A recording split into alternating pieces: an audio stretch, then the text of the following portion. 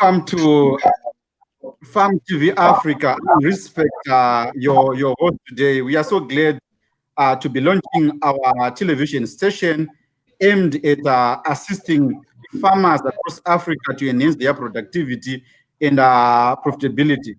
We are going to be running a program, and to as our Okay. first episode today, we are glad to be hosting 4 award-winning young farmers Hello, can you Africa. get me? We have uh, we have one farmer from Nigeria, another one from Tanzania, another one from Zimbabwe, and very soon you're going to be another one from Zambia, and very soon you're going to be joined by another one from Zimbabwe. Our guests, I give you this opportunity to introduce yourself to our viewers so that we can get to know you.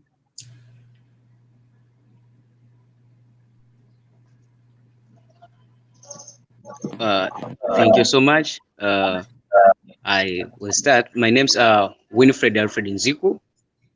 I am a Mastercard scholar at Earth University, and I'm a Tanzanian by birth, and that's my nation. And I do also some of the activities, agricultural activities, which run out throughout the country and also here. Yeah, I run out the website which is known as our Agri Zone, which is there mainly to teach people agriculture and also to create a platform for people to market their agricultural products. But also we hold some of the programs, youth programs, to enhance them understand the importance of agriculture and the practice in their daily lives. Yeah, thank you.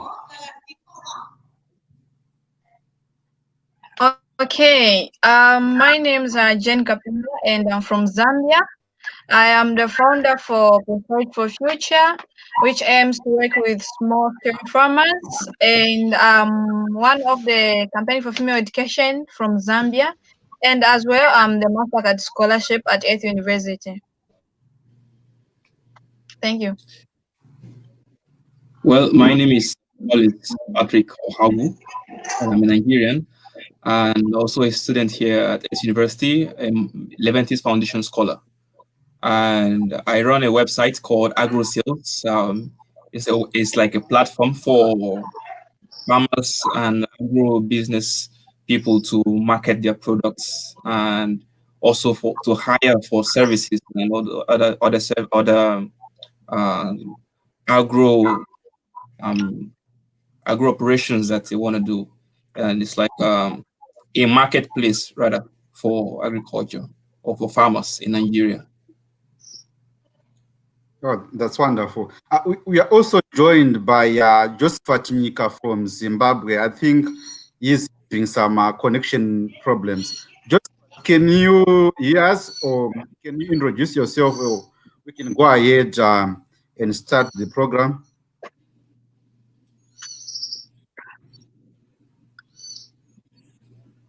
Yes, Josephat.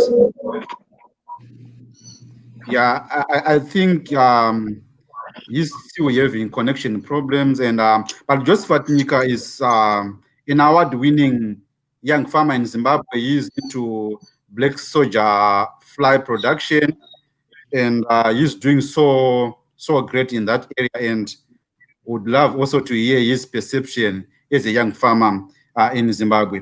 So today our program is focusing on the opportunities that exist in agriculture across Africa, and hosting you wonderful people, award-winning farmers. We want to hear your views on why you decided to have agriculture as your first choice career option.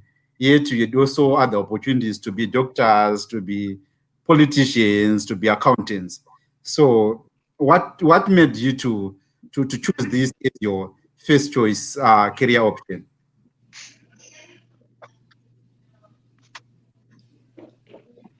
Okay, Yeah, let we, me go first. Yeah, let me go first. Basically, for me, I choose to study agriculture not just based because of the scholarship or based of the opportunity. It's just because, in Zambia we have beautiful land, and especially where I come from, I come from Western province of Zambia, and in there, farming is the source of income, source of everything, employment, such. Like we all depend on agriculture for our daily life. Like 3/4 of people in Zambia, like most from the province I come from, they depend on agriculture.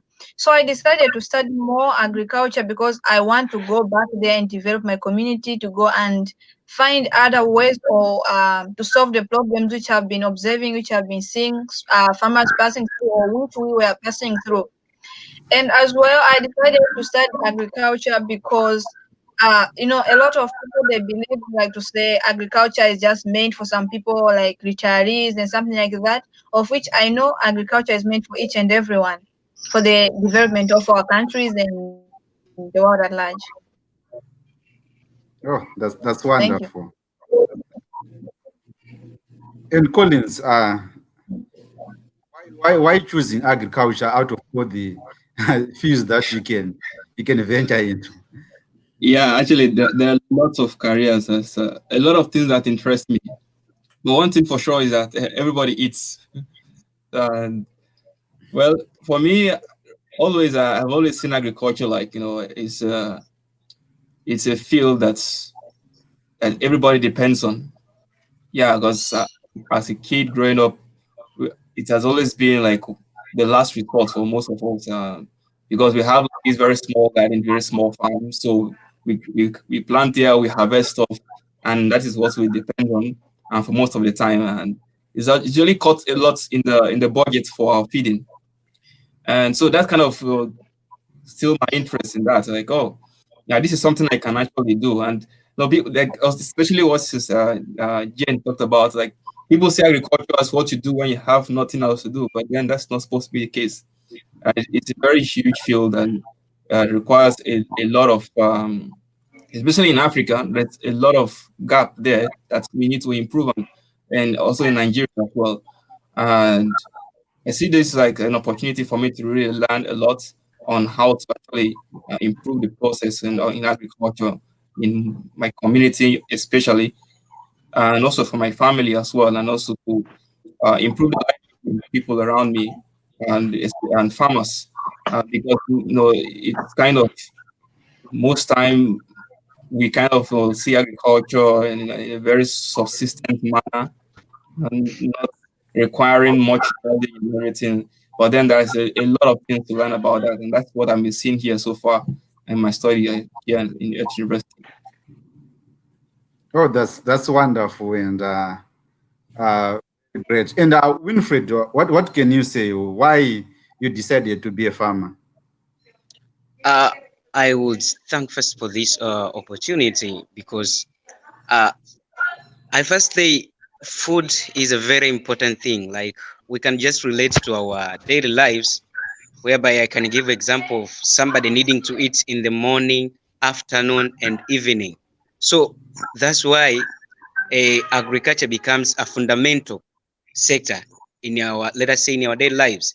And I decided to study agriculture because of, let us say, I can say my community, because of the need of my community back then. It's because they real need it so that they improve. Okay, it's not that they don't do agriculture, they do, but it's Hello, not can you in hear that. me? Yes, we can. Yeah. Just Fati, we can hear you. Farm TV Africa, can you hear me? Yes. Yeah, we can hear you. Let Winfred finish what he's saying, then you can go ahead and introduce yourself. Okay, Winfred, you can go ahead. Okay, so agriculture becomes a very important tool in our daily lives because it's what we need most. And in the African context, okay, there's issue of innovations and technology, but the agriculture now has brought to us very simple technologies. If we talk of examples of hydroponics, aquaponics, which do not require much let us say much money or much investment so that you do it. It's just with little amount you can do. So is this technology of agriculture? That's what I wish I learn. I wish I understand more so that people can be sure of what they farm and what they will get from what they farm. So this is what really motivated me to learn the good ways so that people can do the agriculture, which is real beneficial for the society. Thank you. Oh, that's wonderful. So I wonder why, with this level of enthusiasm and interest in agriculture, why is it Africa we are still lagging behind? We still have a lot of people going to bed hungry. We still have a lot of people so poor. And I think, Collins, you talked about some gaps. Maybe that might be the reason why we still are lagging behind in terms of our our output in agriculture, also our revenue from agriculture. So, what is it that we are lacking in Africa, which is making things so difficult for so many people? Collins, you can give us an answer on that one.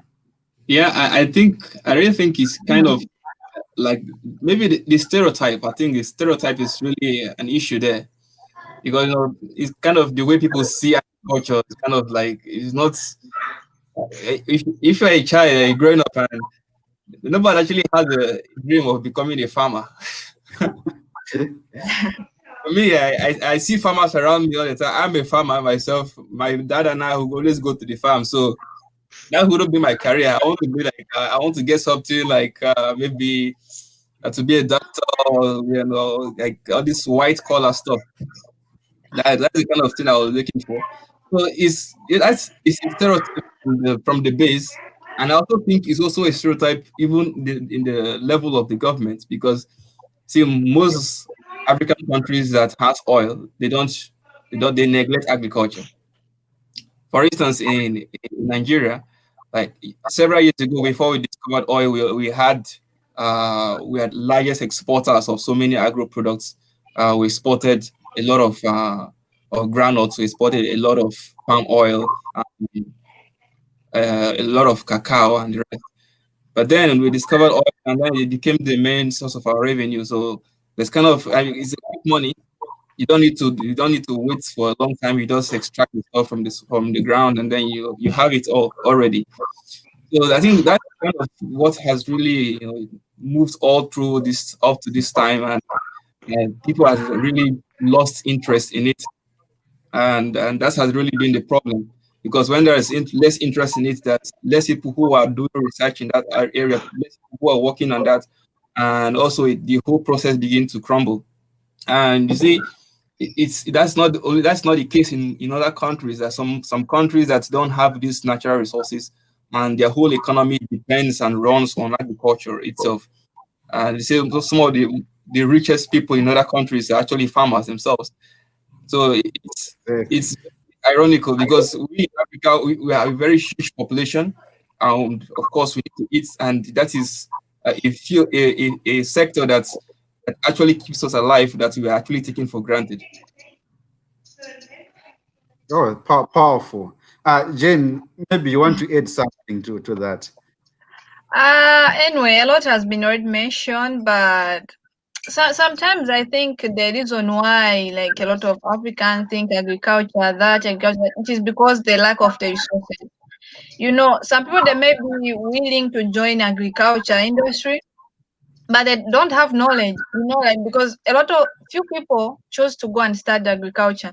So few people has knowledge in agriculture. So some of them it is because they don't have knowledge, some they don't know the benefits they can get from agriculture, and some because they don't have good roads, some they don't have um they don't have room for post harvesting their products and something like that.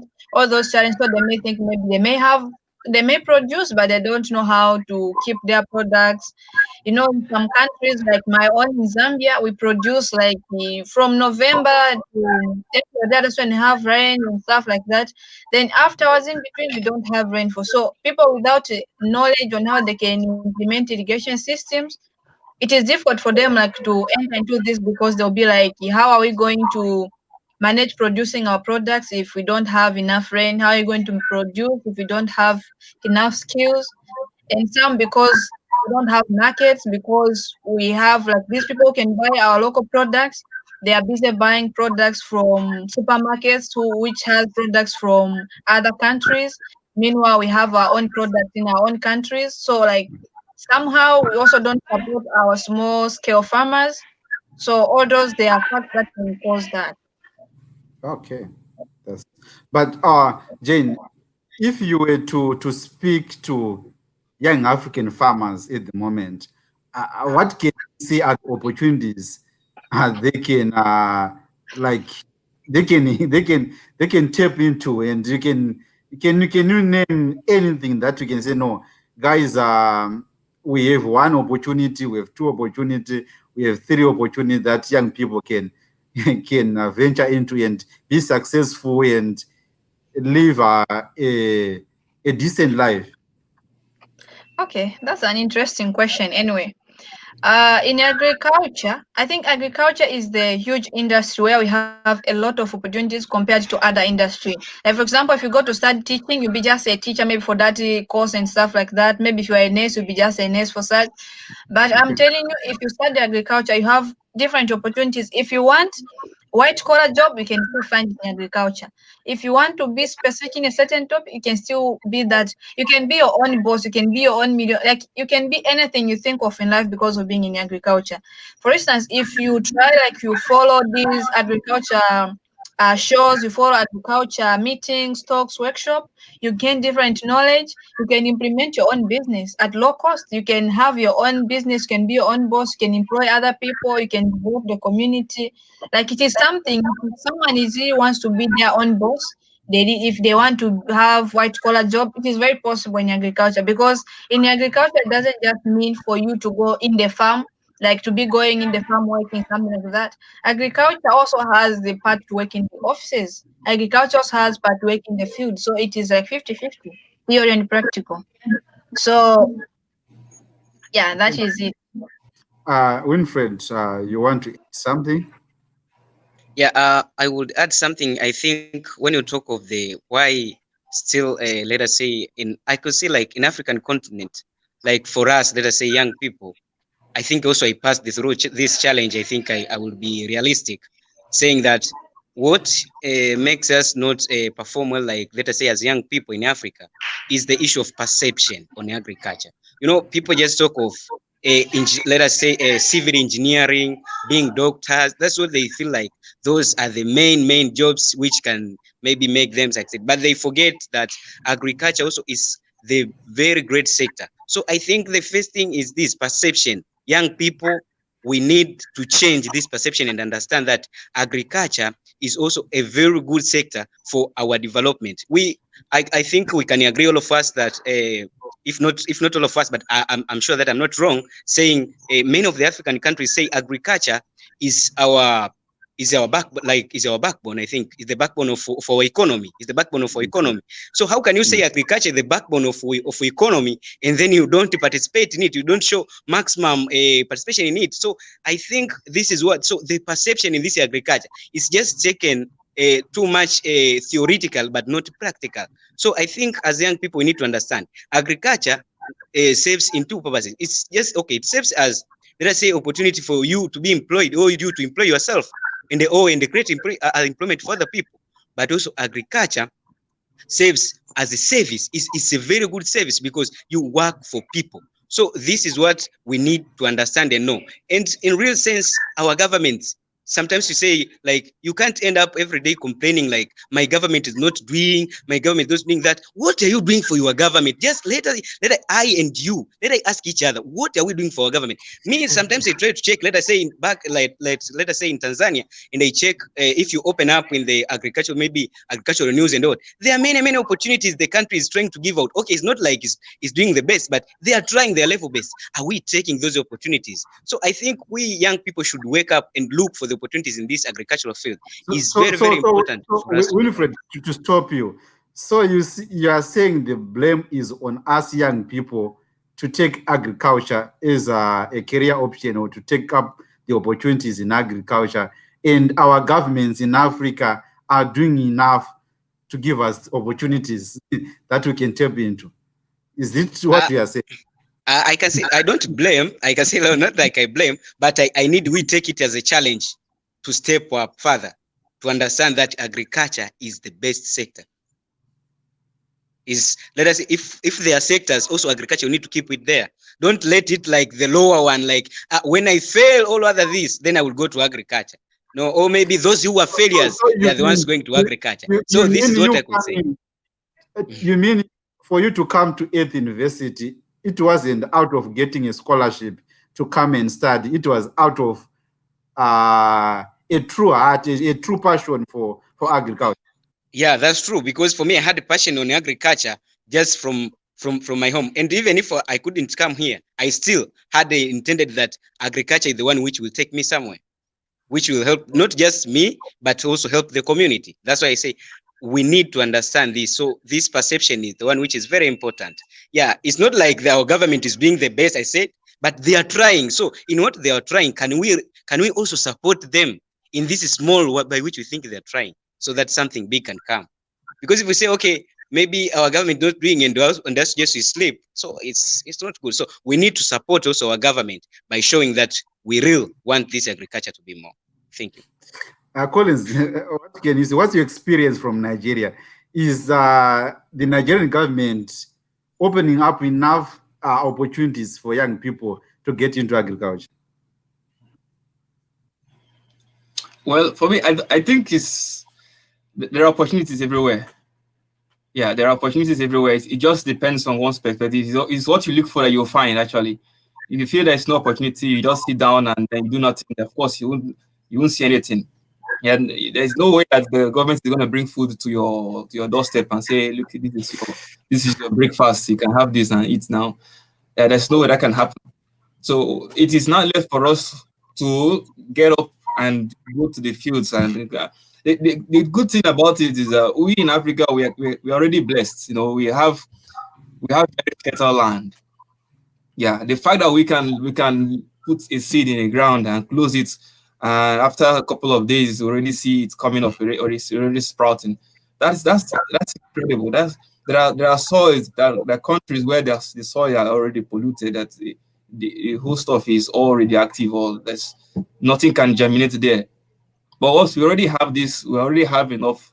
We have fertile land. We have very good climates in most of the places, and of course it rains there, and so it's everything has actually just been.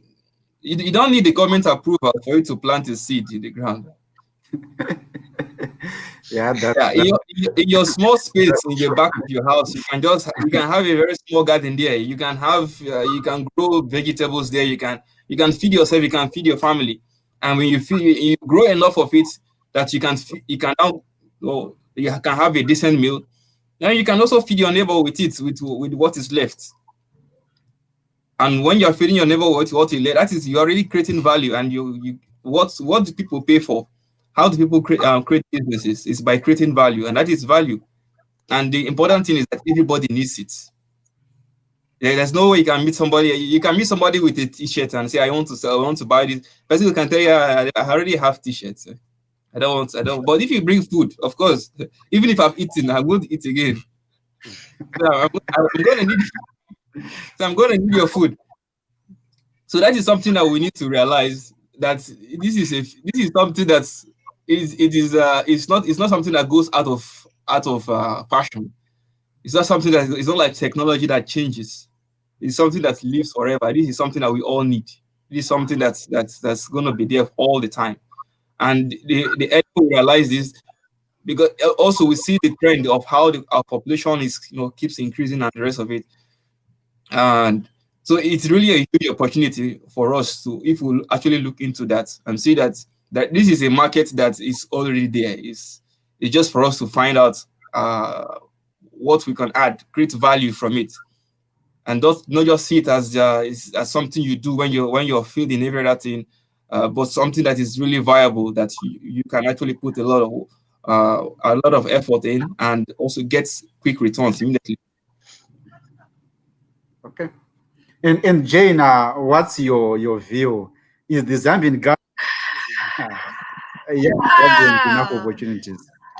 That one is a little bit complicated question to answer about government stuff, but in general, according to what we hear, the government here they support the agriculture industry by giving those inputs and stuffs, but always governments like to have development in agriculture is difficult to focus like on government because like government they change, they're more like season stuff. Sometimes fine today because there is politics, they are voting next time, they will give the fertilizer. When they vote there, they stop, they'll give like they have different things they give depends on the time. So it is very difficult to determine about the government. But I believe there are different private or personal investors in the country who are supporting the agriculture industry. Some they are giving loans to people, those who can make like if you qualify, they give you loan, they support agriculture. Some they are there teaching local farmers. Some of course they are there like in supporting the buying and selling of products, something like that. But for the government, I can't say much. I can't say much of it. I understand your sentiments.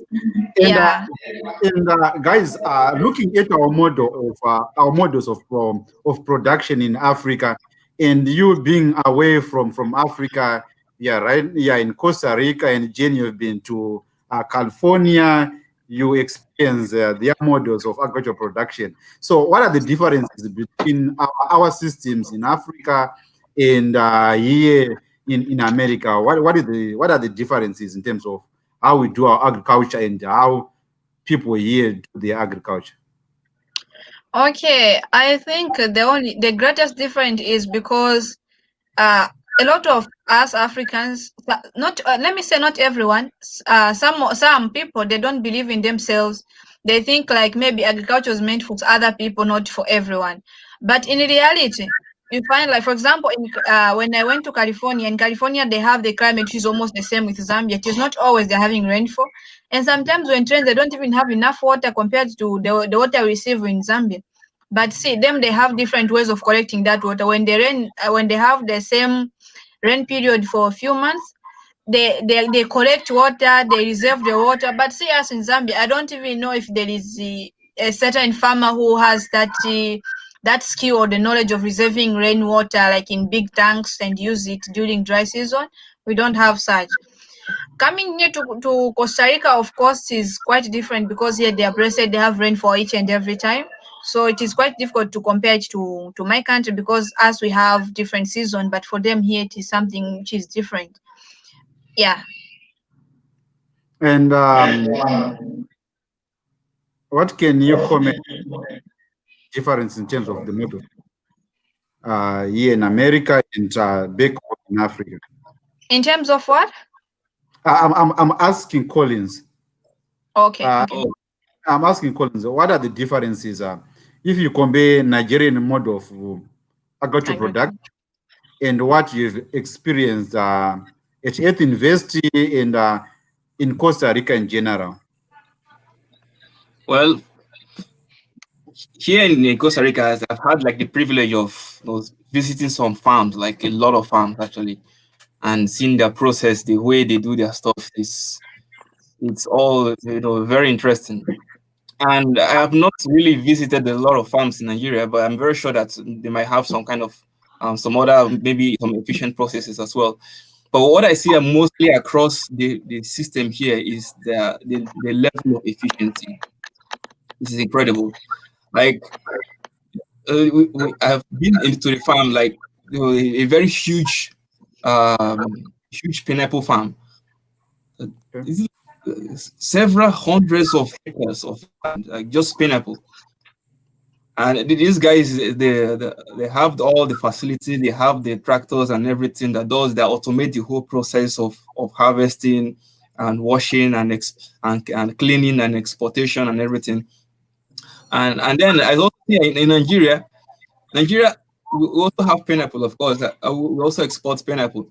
And in the world, we have the highest land mass, or highest area of pineapple farms in the world, highest. But when it comes to exportation, when it comes to the yield area, you won't even see Nigeria in the you won't even see Nigeria in the list. Yeah, because we are doing so much, but then we are mistaking that for being efficient. Mhm. Yeah. Yeah. I think on that I can support you 100%. If you see Costa Rica is just 50,000 square kilometers. And if you compare it with a country like Zimbabwe, which is close to 400,000 square kilometers, Costa Rica is self-sufficient, like you said, in terms of pineapple production.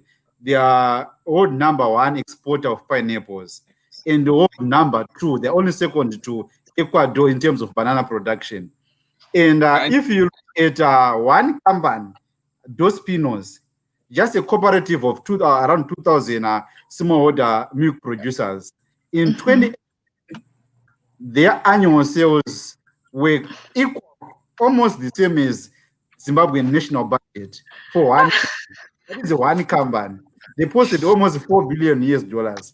So, so I was wondering, but if Costa Rica, which is Zimbabwe, which is 8 times bigger than Costa Rica, and a single company in Costa Rica is posting annual sales equivalent to Zimbabwe national budget, then where is the magic for Costa Rica? I think that issue of efficiency, issue of integration of technology, and also issue in agriculture as a business is central to the American production system as compared to our African production system. I don't know if I'm wrong on that one. You're You are absolutely correct. Yeah. you're absolutely right. Yeah, it's just about the interests. It's where you when you invest, that is where you get returns. If Mm-hmm. you're not interested in it, the government are not interested in it, then everything just plummets, everything just goes down. So it's really important that we put so much interest and effort and also invest. Well, we don't see that as a point of investment. We don't see that as something that is worth investing in. And if we ignore it, that was kind of what happens.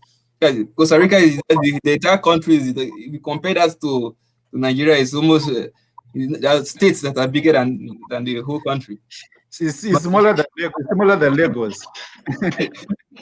I look at the population. Look at the population. So you won't even say maybe it's because of they have a lot of labor, because we're more than 10 times the population. So it's not the labor, it's just the process, it's just the technology. It's where we are putting efforts, it's where we're investing our resources. That is where we get returns. And I think that is where the difference is. And Winfred, do you have anything to add? Not that much. In terms of your Tanzanian experience and what you experienced in Yes. America. Yeah, I have just something small I could say. Maybe I think amongst the things which give us some challenges is the issue of how we take agriculture. Me, what I have learned from outside experience is the issue of agri-tourism. Like this issue, you call agriculture and the tourism. Like this connection, I think, is what makes these people succeed more than us. We do this part of agriculture, but we forget this part of tourism. These people, one person may have just 1 acre of land, but what he or she gains, you may even wonder at the end, because this person doesn't just do just farming. Is so gets, let us say, this money or the profit from the crops, but also from the tourism sector in such a way that brings people, teaches people the same agriculture which is doing, but also maybe they can stay there and they can pay some money because maybe there are some expenses they will be there and somebody is gaining more. So I think this attitude of agriculture and tourism combination, which is agritourism, I think is the one we need to make sure we take it in consideration as Africans. I think many of the places we lack this knowledge. I think this is a very good thing and it can help us move. Yeah, thank you. Yeah. So I think the future for Africa is so certain if we have people like you with this mentality, with this level of enthusiasm and intelligence. So guys, what are you promising Africa? What are you promising Nigeria, Zambia, Tanzania? Now that you have this experience, now you have this exposure, knowledge. Can we say maybe in the next 10 years, if we go to Zambia, if we go to Nigeria, go to Tanzania, the story will be different from what it is right now? Jane, tell us. Oh, sorry, my mic was muted. Anyway, of course, we need to develop our own. They say home is home. You have to develop your own home. Like, for example, for us, being example or being people who have studied, it is very, very much necessary for us to go back and give back to our community. We have to show what we say, like not only talking like politicians, but we just have to talk and show them like it is possible. What we are saying, it is something you can do. Like, for example, if we say we want to develop our community, we want to support small-scale farmers, we want to support agriculture in Africa, we have to implement something that will make us, or that will make our fellow youths, to make farmers into Africa to understand or to believe that this is really possible. Like, for example, for me, I'm planning, like, after my graduation, I want to go back home and implement a project which will enable me to work with fellow youths, to work with small-scale farmers, so that at least I can share the knowledge I've obtained in all the angles I've been moving through, like to share to those who never had the access, or those who never had the scholarship to go and study. Because there are some people who are really willing to know a lot about agriculture, but they don't have the opportunity to study. Some, they don't have opportunity for funds. Some, it is because they lack skills. Some, because they don't really know what it is in agriculture. They still have this old news of saying agriculture is for retirees. So it is good, like, when you share the knowledge, even implement it. I think that is the best thing we have to do.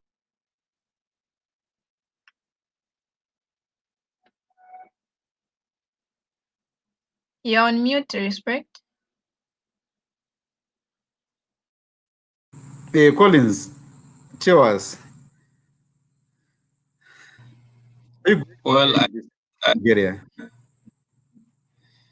I think she has basically mentioned it because just Collins cannot.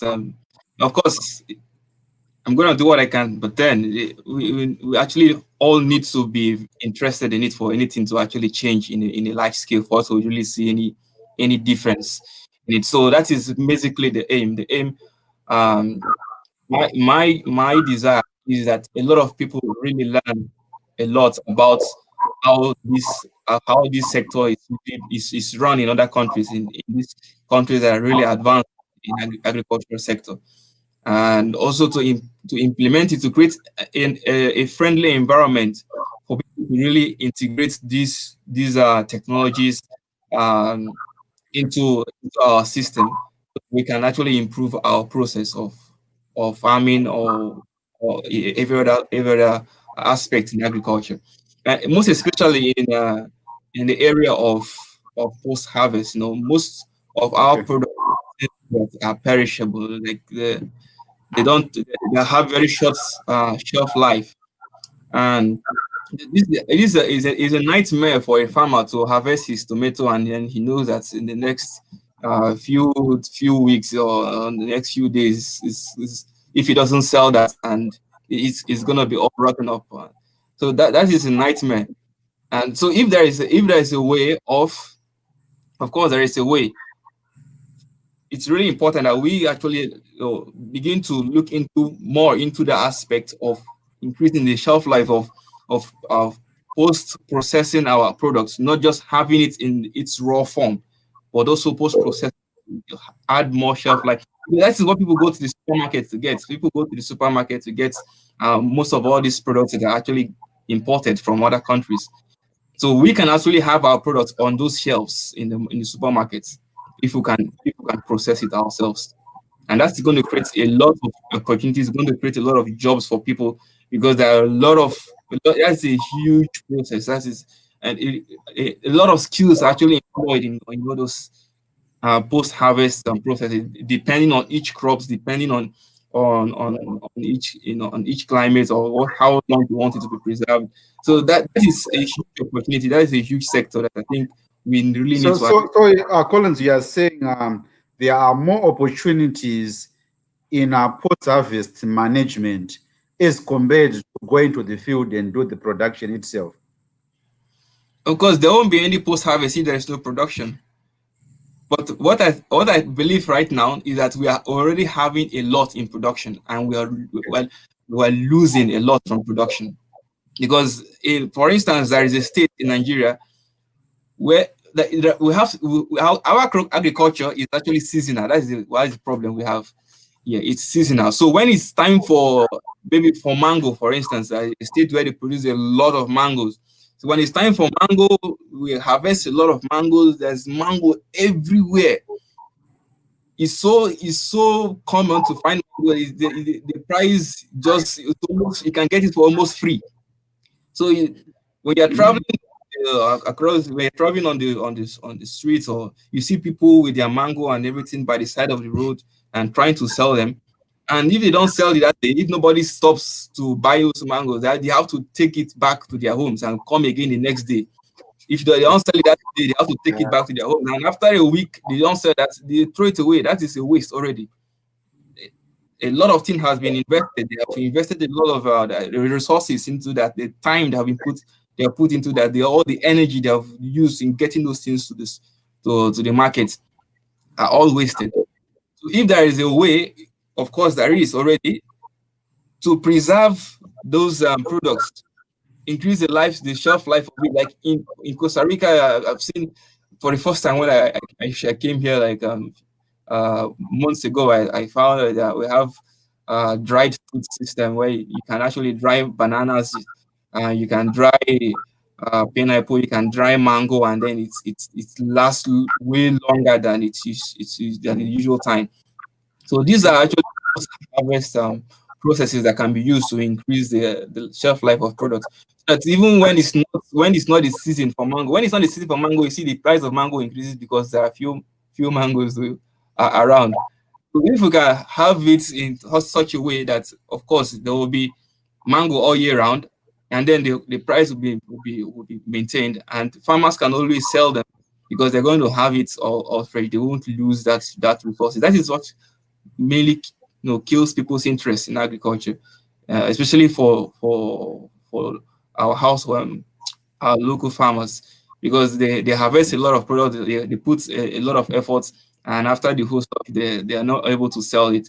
And if the market is not there, if there are a lot of products that the demand goes down, they're not able to sell, they lose the products, they lose interest, they lose money, they remain poor.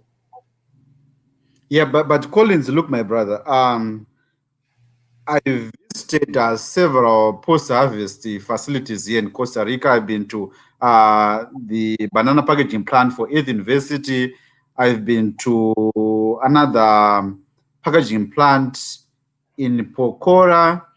And when I was in Florida, I also visited several packaging plants. And in Zimbabwe, we have other companies also doing post-harvest.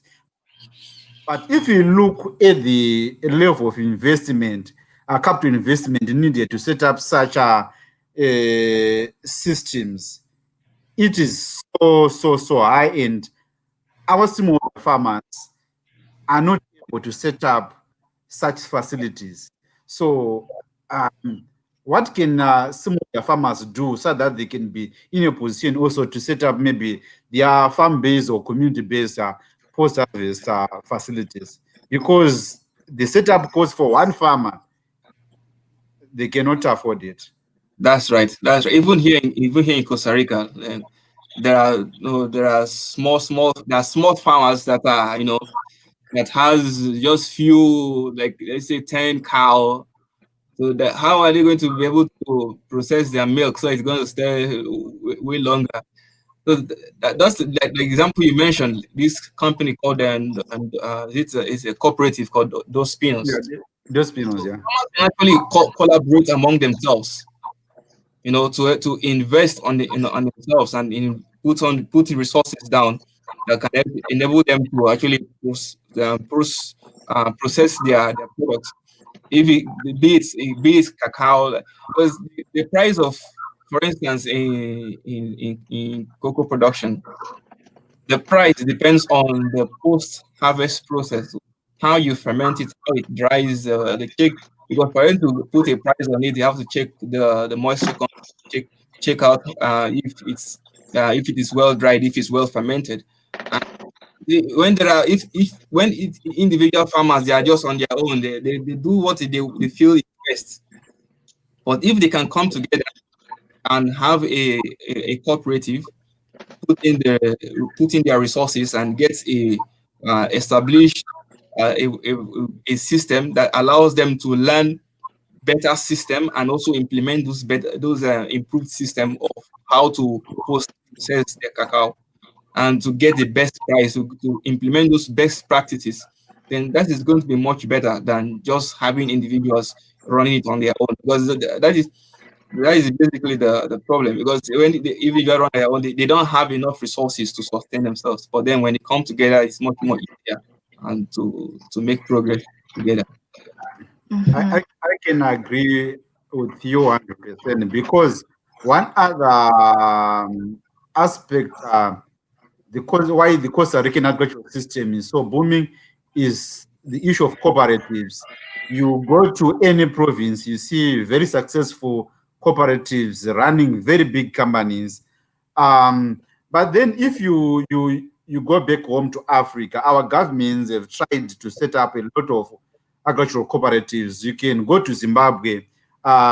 Since independence in 1980, our government tried to set up a lot of irrigation schemes based on cooperative models, a lot of dairy farming cooperative models. But then most, if not all, of those cooperatives, today we don't have them. So I don't know, maybe, Jane, what are the causes of failure of such successful models here in Costa Rica in terms of cooperatives, having them like failing in almost most of the African countries? What may be the possible causes? That one, let me just say that one somehow it also just depends to the knowledge people are having on the topic, because like in cooperation as well, because like for example, if you come, we say here in Costa Rica, 3/4 of them they are farmers, and if you try to see a lot of rich people here in Costa Rica, they are farmers, not only in Costa Rica but a lot of countries. So somehow it is just knowledge and the way you cooperate and support you give to each other. Like if I'm supporting, for example, if I give support to small scale farmers, like maybe among us small scale farmers we support ourselves, or among us farmers support ourselves, we cooperate. Like for example, I'm having this product, you're having that product. Together, maybe we start making like a big market together, like supporting each other in all the angles. Like it will really help, like to cooperate. Like the way they do here, for example, here you see like these small scale farmers, they have some mini markets whereby, for example, maybe me, I just produce bananas at very small scale, and you are producing your oranges. At the end of the day, after we harvest, we bring our products together, we make like a mini market, we have all the products together. When people come and buy, they won't even know like who is the one of this product, who is the one of this, like you support each other. I think that is also something like we like to make more cooperation, like they work together. Each and everyone is just on their own, they do their own stuff, depends the connection you're having, something like that. I don't know if you have answered your question. Yeah. Let me ask you. Okay, Collins, you can add on. I think maybe the problem mainly is kind of the idea itself that the government is the one setting up those cooperatives. The cooperative is not. It's as the word says, it's supposed to be a cooperation among people who have common interests. So they may not really know what these people are actually interested in. It's kind of like the government come up with a scheme or with a program, and then they assume that the people need the program, and then they just impose those programs on them. It is supposed to be mainly from the ground up, like people, you and I as a farmer, we should come together and say, this is what we have in common. This is something we're interested in. This is what we do. If it's maybe getting access to the market, okay, this is what we are interested in. Well, how can we get access to the market? If it's maybe irrigation, then this is okay. This is what we want to do. We want to get irrigation, or maybe you want to get some farm inputs. This is what we. So it actually has to come from the interest of the people first. Then when people are interested and they have something in common, that is when the government will now come in to facilitate the implementation. If there is a rule that a law that has to be passed, or a bill that has to be passed, or some programs that needs to be developed, but the interest really has to come from the grassroots. It really has to come from the farmers, because they are the ones that are going to really benefit from it. So if you pick a program up and this is something you think farmers are interested in, and that might not be the case, because you're not the farmer, you're not the one who is in the ground, you're not the one who is in the field. So that might come, and farmers might come and register, because of course they see that there is the government is there. Maybe there will be some free money, or there will be some free fertilizer, but that is really not what they're interested in. That is not really their concern. That is not really their need at that particular time. So that is really what makes something like that actually feel. Winfred, do you have anything to add on opportunities in cooperative working? I think what they have explained is sufficient. Yeah, it's very much understood, and I agree with them. But I would just add something about what can we do for Africa. I will go back to question.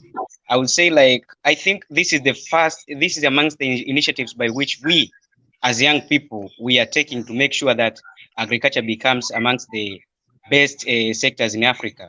So I think it's this opportunity whereby many young people, many people interested in the agriculture sector, or even those who want just to learn, please take this chance, because the chance for you to learn agricultural practices or techniques, but also it's going to be a place whereby you can also be able to market yourself, market your goods here, so that people know you, because this is the platform by which it connects people inside Africa, but also outside Africa.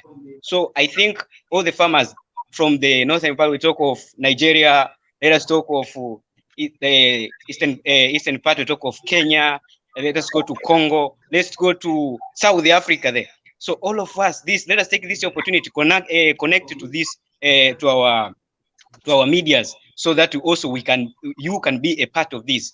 I think we need to say that you are so much welcome, so that you come the part of this. You as a farmer, come and share your experience, be with us, so that all of us will make it happen. I believe this is just one of the things, but I can say, like, if you see here, we are about we are people who have so many projects, so many websites, by which these websites, all of us, we have opened, giving chance for people to market their products. So here there are people from Zambia, people from Nigeria, people from Zimbabwe, people from Tanzania. If all these people market your products, how can it happen that customers can't buy your thing?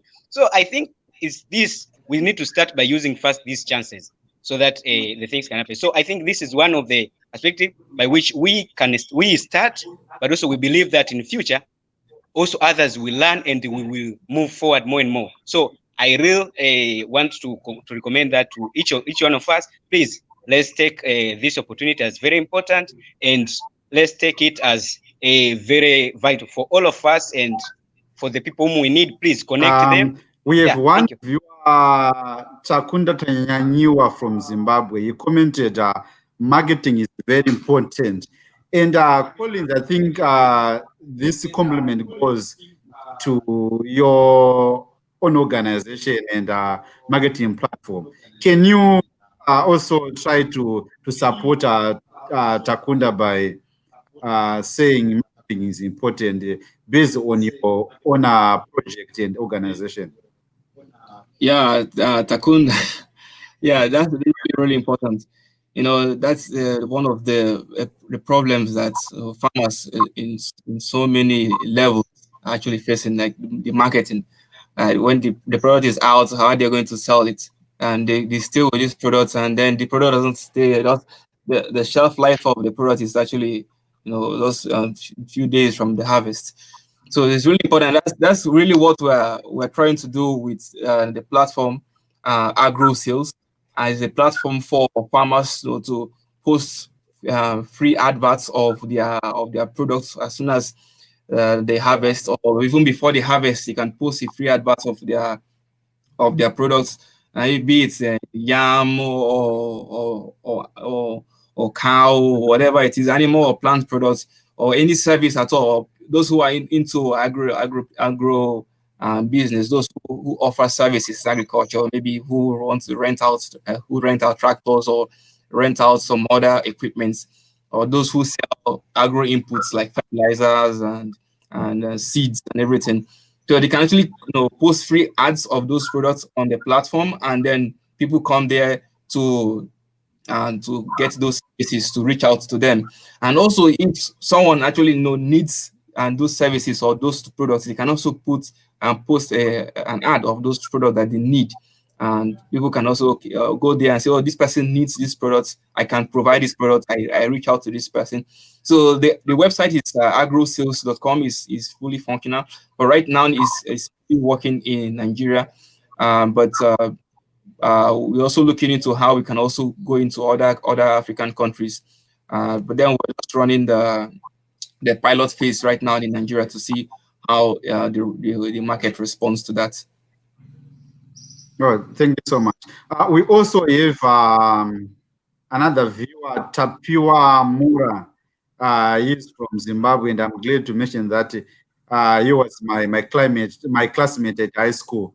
And Tapiwa Mura is saying, I agree with Jane, knowledge and lack of knowledge on the commercial aspect of agric.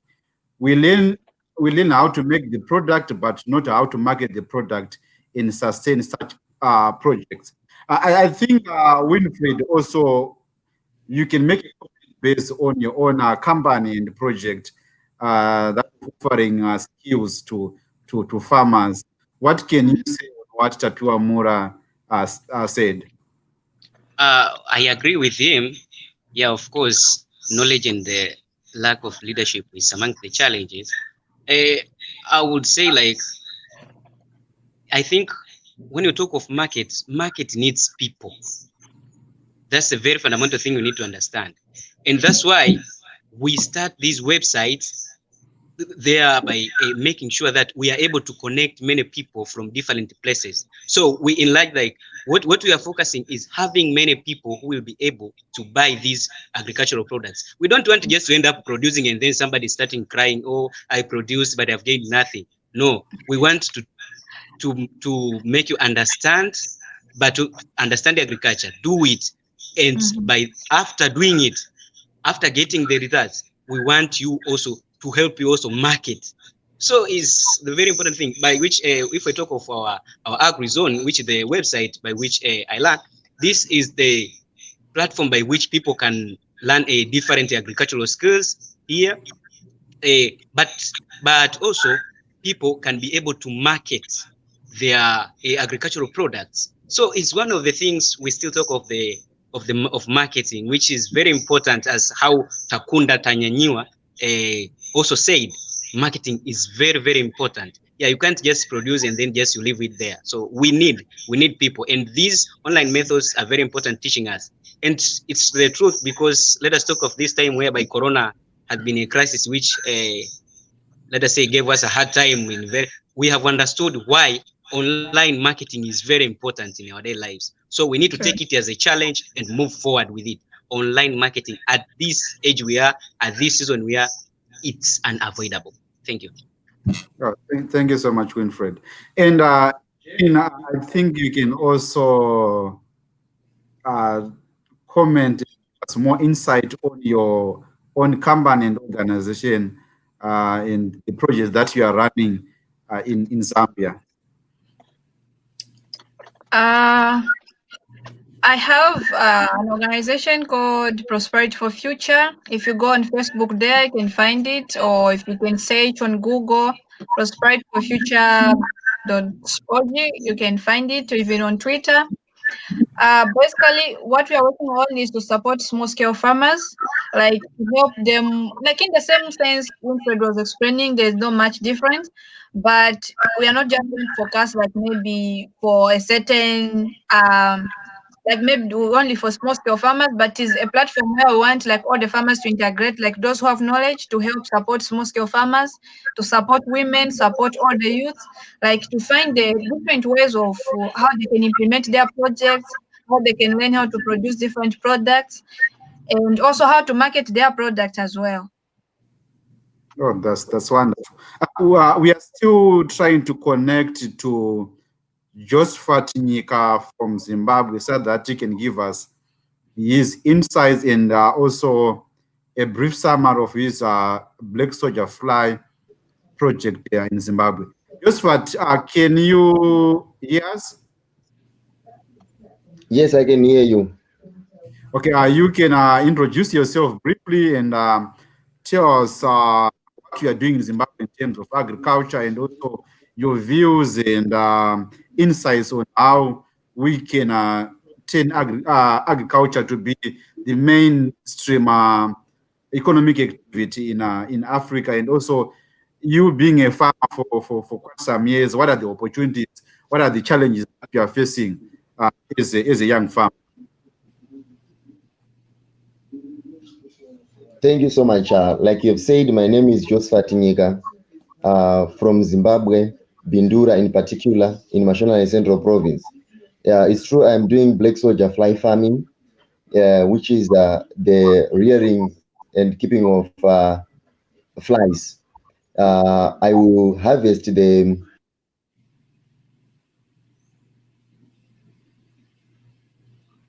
Lost here. Yeah, I guess the network is not Yeah, the good. network is not getting so well. Or maybe he can just comment or write a text or a comment, then you read it.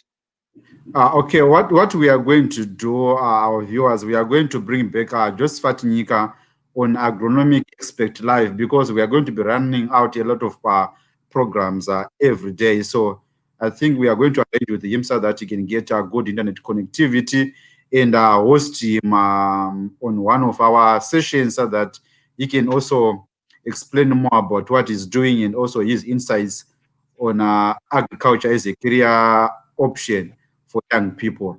Ladies and gentlemen, and I think we are over an hour on broadcast. So I don't know if you have any parting ways that you want to tell to other young people across Africa and anyone who wants to get into agriculture.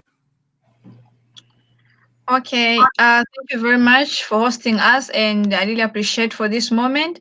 I would like just to close with a few words. I would like to encourage all the youths who are out there seeking for jobs.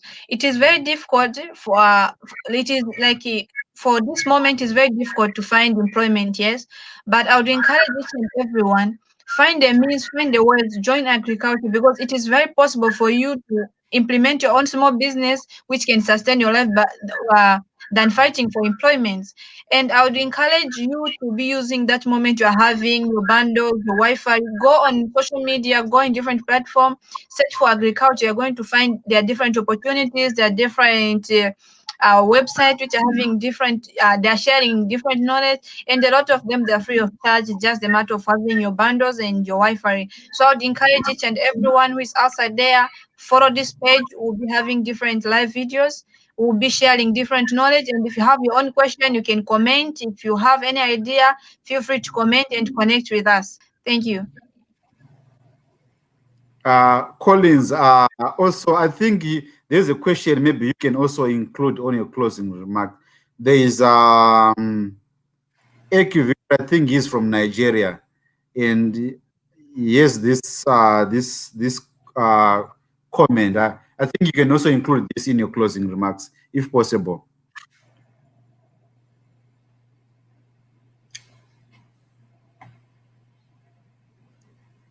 Yes, Collins. Okay. Eki Victoria. Yeah, that's actually a problem. Yeah, with farmers, especially local farmers with their perishable goods that's actually doesn't have much of shelf life.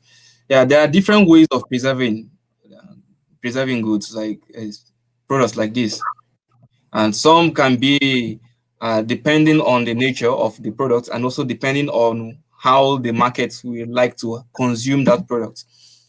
So those are two things that has to be taken into consideration. There is it can be preserved either through cold rooms, which are keeping it fresh, reducing the temperature, so it reduces the activities of microorganisms that actually causes the rotting of those products, or by drying it. So, but in the case of this, I think most people will rather prefer to buy those kind of products fresh. So I think a viable solution might be to actually, get a cold room that is nearby to store those products. And if in a situation where there are no cold rooms around, then that's actually going to be an issue.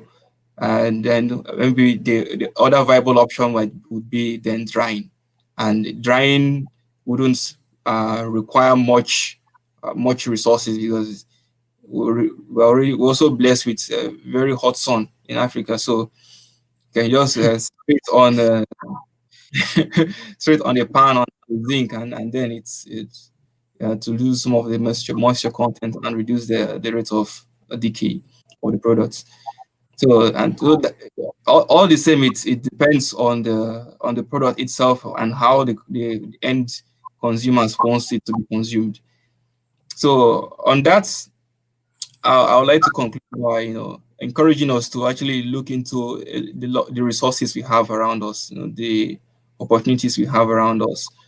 It's only when we look into that's when we actually realize how much we can actually uh, do with what we already have, than waiting for us to have like Jane mentioned, employment. Yeah, but these are things that we can actually do ourselves. We can actually get up and pick some equipment and till the ground and plant something, and it actually grows. And even at that, there are other opportunities that are actually there that can actually help us in the whole process. So it's like going to search for those things online, and there are so many of them as well. And also we should try also to improve our knowledge in this field. There are so many resources right now online that people can actually get for free without really I think Mr. Respect here runs a startup that does that. So there are so many courses on aquaponics, on so many hydroponics, and so many other systems of agriculture that actually require very low inputs, that require very low investments, and you can actually gain a lot from the harvest. So these are areas that we can actually improve our knowledge in, and at almost the cost of nothing, and get something going from there. And when we have started something, that's when we can say, okay, now how can I improve this? How can I get more production, or increase the market I have? But if we don't have anything, then there's nothing really to work on.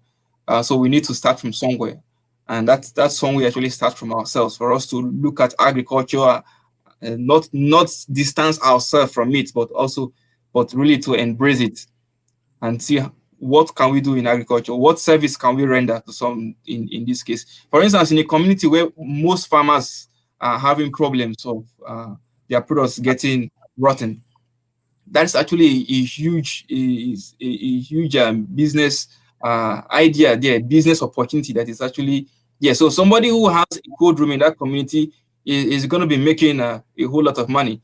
Because when you have a cold room in that community, and then your farmers around, at the end of the day, they bring their maybe of marketers of agro products, when they have gone to the market and they're not able to, maybe some of the product that remains, they bring their products to you as the one who runs the cold room. They pay a very reasonable amount of money, and then they can store their products there. So that is actually a business opportunity right there. And so it's only when we look at things like that, when we look at those opportunities that we actually know how to take advantage of that. And right now, the resources and a lot of people are actually interested in helping people in agriculture. So there are so many, there are opportunities. There's some websites where you can go and search for projects, opportunities where people can actually make a good project ideas or pitch a very good business ideas on how they can actually help farmers in certain areas, whether in post harvest or maybe in fighting some pest or disease or any of these areas. And if you have a very good argument, you can actually get funding for that. Like for instance, in Nigeria or all across Africa, this Tony Elumelu Foundation that is run it's run every year. So there are people who you can bring up a very good business idea, write a good proposal. To write a proposal now is very simple. You just go online and then you can see a sample, and then you just customize it to fit into your business idea. And then with that, you can actually get good sum of money that you can actually use as a seed fund to run your ideas, to run a business proposal, to run your business idea. So those are what I would like to add. And these are also to persevere as well, because it's not going to be easy. There's nothing good that comes easily. We just have to put in the effort and also believe and be consistent, be persistent in the process. Oh, that's wonderful. And Winfred, your closing remarks. Thank you so much for hosting us first. But I want just to give one of these great opportunities in agriculture, which is there. I was just passing through and listening some of the medias in Tanzania, whereby the Minister of Agriculture could talk. So I want to give this as a challenge to my fellow youth there in Tanzania, but understanding that the Minister of Agriculture needs people who can be able to produce organic fertilizer, because that's where the agriculture now looks upon. So even the Minister of Agriculture was saying like he really needs people who will be committed and do it, because that's where the world is. And also as the Minister of Agriculture, they really want to go out to go in the same route with the world. Like, yeah, because now people are reducing the use of too much chemicals in agriculture. So please, if you can take, because making organic fertilizer is very easy. You can even learning is very easy, but also here you may get an opportunity also being taught in your platforms. Also, the opportunities to be taught. So it's one of the opportunities by which the government looks for people who can do this. So I just give you some of the things. I said the government, okay, it may not have been, maybe it's not doing everything, but these small things they do, let's support them efficiently. Like, yeah. And lastly, I could say, like, of course, this platform is open and we'll have many languages. I think my host also will explain it later more, but we'll have many languages being included in this program. So even those people whom maybe they never went to school and they really want to attend, don't say because maybe you don't English so you can't attend that meeting. No, we are open up. So we are there to save each and every young African, each and everyone who is interested in farming, so that we make sure that agriculture becomes what it was to be. Yeah, we are here to make sure that this happens, and we believe that God is with us from the beginning. Yeah, from this starting to where until we see these things are happening real in the lives of people. Thank you so much, and God bless you. Thank you so much, guys, for being our panelists today. And I think with you, we are so certain that Africa is secure and African food security is ensured. And I would like also to take this opportunity to talk about what Winfred, you've already started talking about, of us broadcasting in various languages so that we can reach to as many farmers across Africa as possible. Me respect, I'm going to be the main host, and I'm going to be leading programs in English and targeting mainly Zimbabwe. And Winfred is going to be our host for Swahili. He's going to run programs in Swahili targeting people in East Africa. And Collins is going to be our host for West Africa. He's going to be speaking in Pidgin and other languages are spoken in West Africa. And Jane, she's going to be focusing on Zambia, and she's so much good at various languages in Zambia. She's going to be touching all those languages. So, like I said at the beginning of the program, our television station is focused mainly on assisting African farmers to increase their productivity, and which is going to ensure them sustainability and good profitability. So we are going to be running several programs. Like every day, we are going to be running different programs like Agronomic Expert Live, Young Farm of the Week, Women Farm of the Week, Your Farm, Your Business, among other various programs. So check out on our social media handles on WhatsApp. Yeah, we're going to create some WhatsApp groups very soon, but so far we have a Facebook page, Farm TV Africa. We have a LinkedIn page, Farm TV Africa. We also have a YouTube page, YouTube channel, Farm TV Africa. Um, we are also looking forward to your suggestions to write us to say we need this program. Can you host this program? Can you do this? So please put your comments, put your suggestions. That's the only way we can work together to develop Africa, to develop our communities, and ensure that the next generations are going to be food secure, hunger free, and poverty free. You are panelists, if you have anything to add on before we can close the program. Yeah, sorry, I have to add this one, is that this program also will be connected to some of the medias in African, more than one media, I mean television and also radio stations.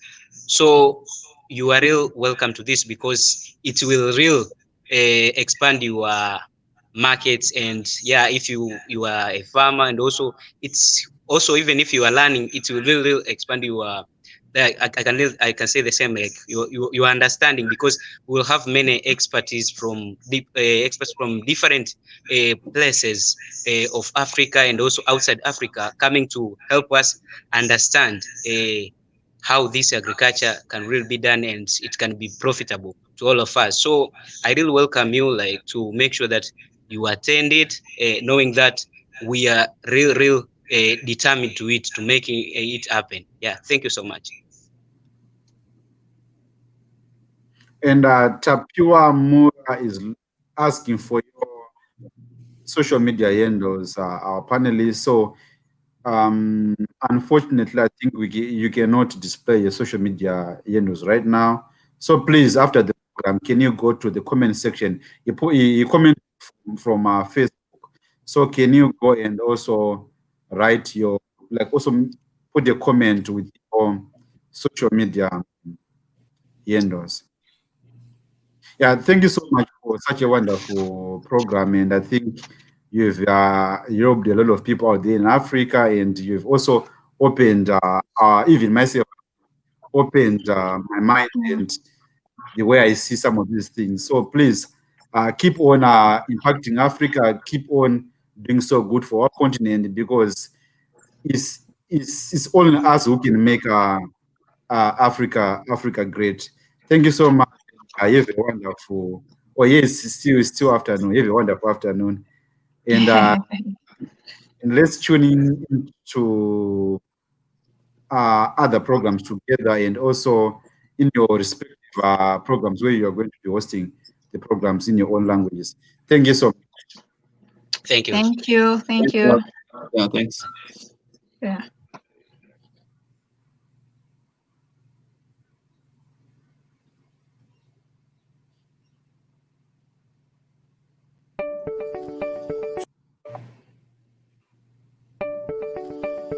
Farm TV Africa, creating and growing the next generation of African farmers. Programs involved are Farm Morning Drive, Farm Innovation of the Week, Agronomic Expert Live, Young Farmer of the Week, Woman Farmer of the Week. These week's highlights: your farm, your business, and many others. All these in more than one language, live through Facebook,